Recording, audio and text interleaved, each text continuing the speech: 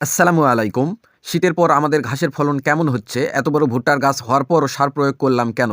তাছাড়া আমাদের এই ঘাসের জমিতে যেহেতু ভ্যান আসে না, তাই কিভাবে ঘাস নিয়ে যাই? সেই সম্পর্কেই আজকের ভিডিও। আমরা মূলত ৩ দিন আগে আমাদের এই ভুট্টার জমি ও ঘাসের জমির অর্ধেকটা সেচ দিছিলাম। তো কর্মব্যস্ততার কারণে সার প্রয়োগ করতে পারি নাই। আজকে সকালে এই জমিতে যখন ১ম বার ঘাস কাটতে আসি, তখন দেখলাম মাটিতে যথেষ্ট পরিমাণে রস বা ভেজা আছে, যা সার প্রয়োগ করার জন্য উপযুক্ত। তো দ্বিতীয়বার ঘাস কাটতে আসার সময় সঙ্গে করে সার নিয়ে আসলাম। ঘাসের জমিতে যখন সার প্রয়োগ করতেছিলাম, তখন দেখলাম ভুট্টার জমির বেশ কয় জায়গায় ভুট্টার গাছের পাতা হলুদ হয়ে গেছে।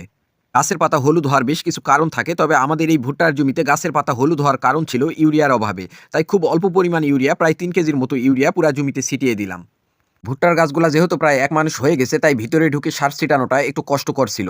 একটা কথা বলি, আমাদের এই ভুট্টার জমির প্রাথমিক অবস্থায় গাছের অবস্থা খুব একটা ভালো ছিল না। সঠিক পরিচর্যার মাধ্যমে আলহামদুলিল্লাহ এখন অনেক ভালো। ব্যাপারটা হচ্ছে, আমি মনে করি আপনি যেই কাজই করেন না কেন, ধৈর্য ধরে লেগে থাকুন, সফলতা একদিন আসবে ইনশাআল্লাহ। তাছাড়া আল্লাহ তাআলা পবিত্র কোরআনে বলছেন, ধৈর্য ধারণ করো, তোমার ভবিষ্যৎ তোমার অতীতের চেয়েও সুন্দর হবে। সূরা দোহা আয়াত ৪।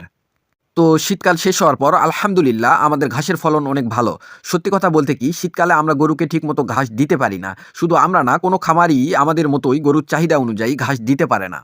আমাদের এই ঘাসের জমি আমাদের বাড়ি থেকে একটু দূরে। এই জমিতে আমাকে দিনে ২ বার ঘাস কাটতে আসতে হয়। তাছাড়া আমার যেহেতু ভ্যান নেই, তাই চাইলেও ওইভাবে বেশি করে ঘাস নিয়ে যাওয়া সম্ভব না। আমাদের এই জমির সামনে আরও জমি থাকার কারণে ভ্যান সাইকেল কিছুই জমিতে আসে না। গত কয়েক মাস যাবৎ এইভাবেই একটু বেশি কর্মব্যস্ততার মধ্যে থাকা হয়। তাছাড়া এই সেক্টরে টিকে থাকতে হলে আপনাকে পরিশ্রমী হতে হবে। আপনার নিজের পরিশ্রম করার সক্ষমতা যদি না থাকে, তাহলে এই পেশায় আসবেন না। এতে করে আপনারই মঙ্গল হবে। দোয়া করবেন আল্লাহ তাআলা যেন আমাদের ধৈর্য বৃদ্ধি করে দেয় এবং আমাদের পরিশ্রম করার সক্ষমতা যেন আরও বৃদ্ধি করে দেয়। আজকে এই পর্যন্তই।